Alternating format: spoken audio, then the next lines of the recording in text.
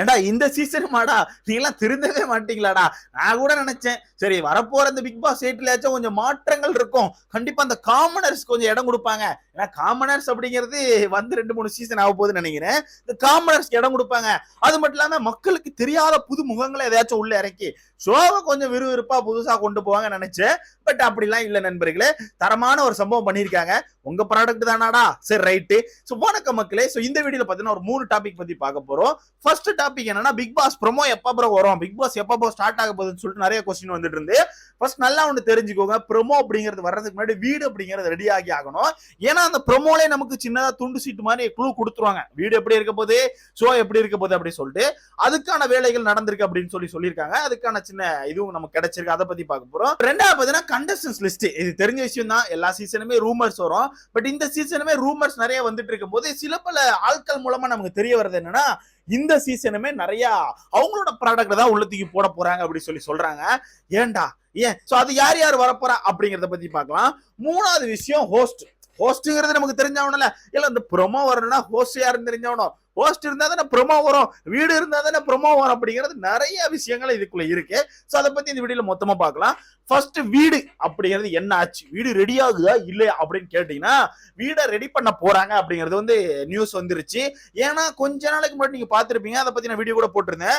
அவங்களோட டீம் சைட்ல இருந்து அபிஷியலா வந்து அப்கமிங் ரியாலிட்டி ஷோக்கு வந்து நாங்க டீம் வந்து செலக்ட் பண்ணிட்டு இருக்கோம், சோ ஹையர் பண்ணிட்டு இருக்கோம், சோ உங்களுக்கு இன்ட்ரெஸ்ட் இருந்துன்னா கண்டிப்பா மெயில் பண்ணி ஜாயின் பண்ணிக்கோங்கன்னு சொல்லியிருந்தாங்க. அது என்ன அப்கமிங் ஷோ அப்படிங்கிறது உங்களுக்கு தெரிஞ்சிருக்கும் கண்டிப்பா, பிக் பாஸ் ஷோ தான். ஏன்னா நான் ஃபர்ஸ்டே சொல்லியிருந்தேன்ல, இந்த பிக் பாஸ் வந்து கொஞ்சம் வித்தியாசமா இருக்கும், ஏன்னா டீம் வந்து மாறி இருக்காங்க அப்படின்னு சொல்லிட்டு. ஏன்னா ஜியோ கை கொஞ்சம் பேருக்கதா சொல்லியிருந்தாங்க. உங்களுக்கே தெரியும் ஹாட் ஸ்டாருக்கும் ஜியோவும் வந்து லிங்க் ஆயிருக்காங்க அப்படின்னு சொல்லிட்டு. சோ அந்த வகையில இருக்கும்போது இந்த பிக் பாஸ்க்கான டீமுமே நிறைய மாத்திருக்காங்களா. சோ அதனால அந்த டீம்லாம் ஓரளவு செட் ஆயிட்டாங்க, ஃபுல்லாவே இது பண்ணிட்டாங்களாம். சோ இதுக்கப்புறம் வீடை தான் ரெடி பண்ண போறாங்க அப்படி சொல்லிட்டாங்க. அதாவது வீடு வேலைகள் இந்த வாரம் எனக்கு தெரிஞ்சு ஆரம்பிச்சிருவாங்கன்னு நினைக்கிறேன். இதுல ஒரு கேள்விக்குறி கண்டிப்பா இருக்கும், அதை நான் உங்ககிட்ட தான் கேட்கணும்னு சொல்லிட்டு இருக்கேன். என்னன்னா, கடைசி சீசன் நீங்க பாத்துருவீங்க, கடைசி சீசன் நடந்துச்சு 2 வீடு கான்செப்ட் இருந்துச்சா இல்லையா? இருந்துச்சு. அந்த வீடு கான்செப்ட் என்னமோ நமக்கு போரா இருந்தாலும் வெறுப்பா இருந்தாலும் மொக்கையா சீசனா தெரிஞ்சாலுமே சேனல் சைட்ல பார்க்கும்போது டிஆர்பிஎஸ்ல பயங்கரம், அவங்களுக்கு அடிச்சு பிரிச்சுது. ஏன்னா பிரதீப் மேட்ரு, அர்ச்சனா மேட்ரு, மாயா மேட்ருலாம் வச்சு இந்த 2 வீடு கான்செப்ட் நம்ம மறக்க வச்சு அவங்க சண்டையை தூக்கி விட்டு. பட் அதுக்கான காரணம் என்னன்னு பாத்தீங்கன்னா, அந்த 2 வீடு கான்செப்ட் தான். அந்த 2 வீடு கான்செப்ட் பிரிச்சு போடுறதே ஒரு டாஸ்க் மாதிரி வச்சு, அதுலயே பல சண்டைகளை வச்சு மொத்தமே டாஸ்க் இதான்டா அப்படி சொல்லி மொத்த சீசனை முடிச்சு விட்டாங்க.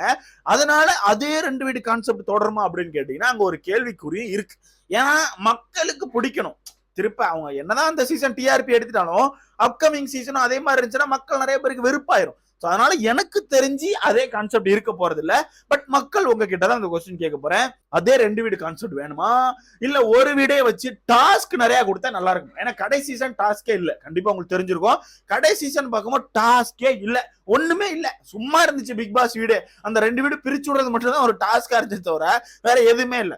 அதனால 2 வீடு கான்செப்ட் இருந்தா நல்லா இருக்குமா இல்ல சிங்கிள் வீடா வச்சு டாஸ்க் நிறைய கொடுத்தா நல்லா இருக்குமா, அதை பத்தி உங்களோட கருத்து என்னன்னு சொல்லிட்டு மறக்காம கமெண்ட்ல போட்டுருங்க, கமெண்ட் பண்ணுங்க. அப்பதான் நமக்கும் தெரிய வரும் என்ன நடக்குன்னு சொல்லிட்டு. அடுத்தது ஹோஸ்ட் என்னப்பா திரும்ப இந்த ஹோஸ்ட்ல வந்து நிக்கீங்கன்னா, ஆமா ஹோஸ்ட்ல தான் தரமான சம்பவங்கள் போயிட்டு இருக்கு. ஏன் அப்படின்னு பாத்தீங்கன்னா ப்ரோமோ ஸ்டார்ட் பண்ணும், கண்டிப்பா இந்த ஆகஸ்ட் லாஸ்ட்டுக்குள்ள நமக்கு ப்ரோமோ விட்டுருவாங்க. சோ அதனால ப்ரோமோ ஷூட் அப்படிங்கிறதுக்கு முன்னாடி வீடு கான்செப்ட் வரணும். வீடு கான்செப்ட் வந்துச்சுன்னா கண்டிப்பா ஹோஸ்ட் வேணும். இந்த ஹோஸ்ட்ல ஒரு கேள்விக்குறி இருந்துகிட்டே இருக்கு. பட் மக்கள் நிறைய பேர் என்ன சொல்றாங்கன்னா, கமல் சார் தான் சொல்லிட்டு இருக்காங்க. நிறைய பேர் என்ன சொல்றாங்க, உனக்கு என்னடா பொறாமையாடா, கமல் சார் வந்தா உனக்கு என்னடான்னு கேக்குறேன். எனக்கு பொறாமலாம் இல்லைங்க. நம்ம நினைக்கிறது என்னன்னா, ஷோ நல்லா இருக்கணும், அந்த ஹோஸ்ட் வந்து நேர்மையா இருக்கணும்னு சொல்லி நம்ம யோசிக்கிறோம். கடைசி சீசன்லாம் பாத்தீங்கன்னா கமல் சாருக்கு எவ்வளவு ஹேட்னு உங்களுக்கு தெரிஞ்சிருக்கும். அது கமல் சார் மேலதான் மிஸ்டேக்னு உங்களுக்கு தெரிஞ்சிருக்கும். என்னதான் அவர் வந்து வெளியே படங்கள் பயங்கரமா நடிச்சு பயங்கரமா பேர் வச்சிருந்தாலும் இத்தனோட அந்த 100 நாள் ஷோ வந்து அவரை மொத்தமா முடிச்சு விட்டு கடைசி சீசன் நீங்க பாத்திருப்பீங்க. ஏன்னா அவர் ஃபேவரிசம் அப்படிங்கிறது பயங்கரமா பண்ணாரு, ஓப்பனா தெரிஞ்சு அது வந்து அவரை மொத்தமா முடிச்சு விட்டு. அதனாலே அந்த ஹேட்ரட்டை திருப்பி எடுக்கணுமா அப்படின்னு அவர் யோசிக்கிறாரு அப்படிங்கிறது ஒரு பாயிண்ட்.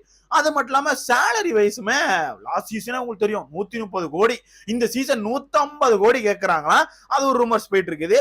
150 கோடிங்கும் போது யோசிக்கணும்ல, புதுசா அது வேற ஏதாவது ஹோஸ்ட போட்டு அவங்களுக்கு கொஞ்சம் சேலரி கம்மி பண்ணி கொடுத்து டாஸ்க் வைஸ் கொஞ்சம் செலவு பண்ணா நல்லா இருக்கும்னு சொல்லிட்டு தான் எல்லாரும் யோசிப்போம். கண்டிப்பா திருப்பி ஒரு 130 கோடி 150 கோடி கொடுத்து டாஸ்கே வைக்க முடியாம, கடைசி சீசனே 10 பலகையை வச்சு மொத்தமா முடிச்சிட்டானோ. டாஸ்க்ங்கிறதே பலகையை நட்டுறது, பலகையை படுக்க வைக்கிறதா டாஸ்க்.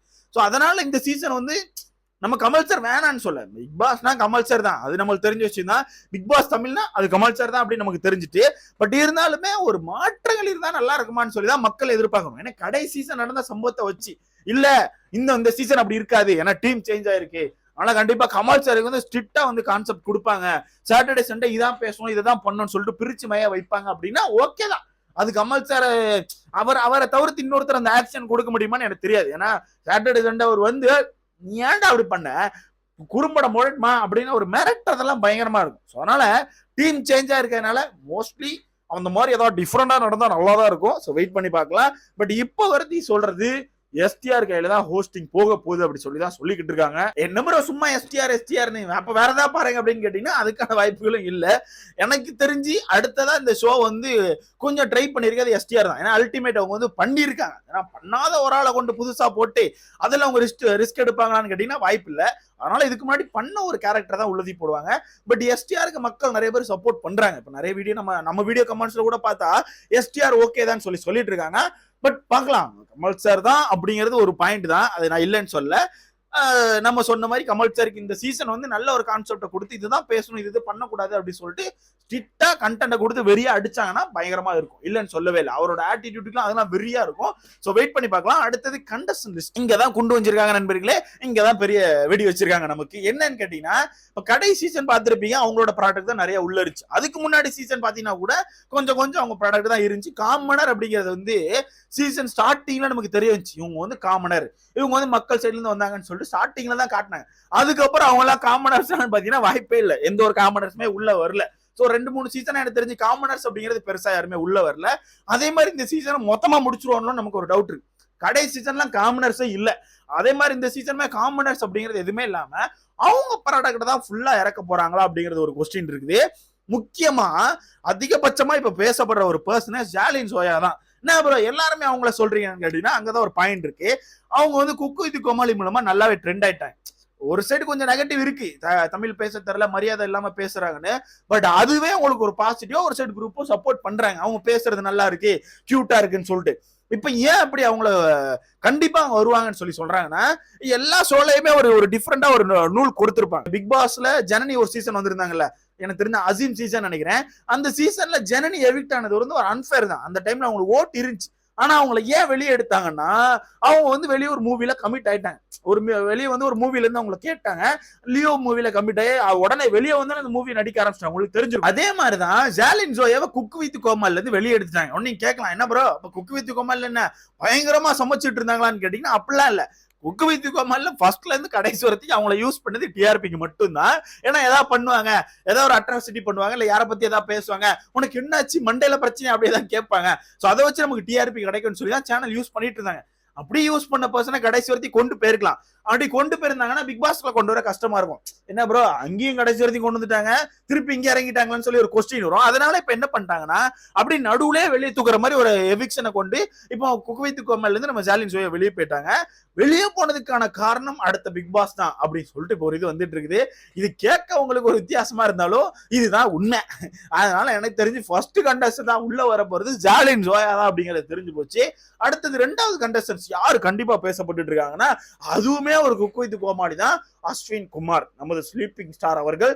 தெரிஞ்சிருக்கும் கண்டிப்பா, குக்கு வித் கோமாளி பார்த்து எல்லாருக்கும் தெரிஞ்சிருக்கும். அது மட்டும் இல்லாம ரீசெண்டா அவரே வாய் கொடுத்து அவரு வாயா புண்ணாக்கிட்டாரு. 50 படக்கதை கேட்டு நான் தூங்கிட்டேன், இந்த ஒரு படக்கதையில தான் தூங்கல, அதனாலதான் அந்த படத்தை நடிச்சேன்னு சொல்லிட்டு அவர் தலையில அவரே முன்னெலி போட்டுக்கிட்டாரு. அதுக்கப்புறம் ஆள் காணாம போயிட்டாரு. இப்ப அதனால எனக்கு தெரிஞ்சு இந்த பிக் பாஸ்ல வந்து அதுக்கப்புறம் அது மூலமா ஏதாவது வந்தாதான் உண்டு அவருக்கு உண்மையாவே. சோ அதனால இவங்க வர்றதாவும் கன்ஃபார்மா முடிவு பண்ணிருக்காங்க. அடுத்தது காமெடியன்ஸ். காமெடி அதுவும் அவங்க ப்ராடக்ட் தான். அஸ்வின் குமாருமே குக்கு வித் கோமால தான் ட்ரெண்ட் ஆகும் தெரிஞ்சிருக்கும். சோ அதுவும் அவங்க ப்ராடக்ட் தான். அடுத்ததுமே காமெடி வேஸ்ல ஒரு ப்ராடக்ட் இறக்குறதா இருந்தா ரோபோ சங்கர் பேசிட்டு இருக்காங்க. ரோபோ சங்கர் தான் கண்டிப்பா உள்ள வரதுக்கான வாய்ப்பு இருக்குன்னு சொல்லிட்டு அவங்க இல்லாம இன்னும் 2-3 பேர் பார்த்தீங்கன்னா தங்கத்துறை அப்படி இல்லாட்டினா நம்ம ராமர் அப்படி சொல்லிதான் சொல்லிட்டு இருக்காங்க. மொத்தத்துல அவங்க ப்ராடக்ட் தான் நிறைய உள்ள வரப்போகுது அப்படிங்கறது தெரிஞ்சுக்கோங்க நண்பர்களே. உண்மையாவே இந்த சீசனுமே அவங்க ப்ராடக்ட் தான் வரப்போகுது. காமனர்ஸ்க்கான இடங்கள் இருக்கா ப்ரோ அப்படின்னு கேட்டீங்கன்னா இல்ல ப்ரோ, அதெல்லாம் இந்த சீசன் எனக்கு தெரிஞ்சு இல்லைன்னு நினைக்கிறேன். ஏன்னா அப்படி ஒரு சீட் இருந்துச்சுன்னா கண்டிப்பா ஒரு அனௌன்ஸ்மெண்ட் இருந்திருக்கும். கண்டிப்பா ஏதோ ஒரு வேலையாச்சும் மக்கள் மத்தியில தெரிய வந்திருக்கும் பிக் பாஸ்க்கான காமனர்ஸ் எடுக்கிறாங்கன்னு சொல்லிட்டு. பட் அப்படி எதுவுமே இல்ல, இந்த சீசனுமே இல்ல. சோ வெயிட் பண்ணி பார்க்கலாம் என்ன நடக்குன்னு. இந்த சீசனும் அவங்க ப்ராடக்ட் தான் நிறைய உள்ள இருக்கும்னு நினைக்கிறேன். நீங்க சொல்லுங்க, அவங்க ப்ராடக்ட்டே மொத்தமா உள்ள இறக்குறது நல்லா இருக்கா, இல்ல புதுசா இதை நமக்கு தெரியாத முகங்களா உள்ள இறங்கினா நல்லா இருக்குமா அப்படின்னு உங்களோட கருத்தை என்னன்னு மறக்காம கமெண்ட்ல போட்டு போங்க. அடுத்த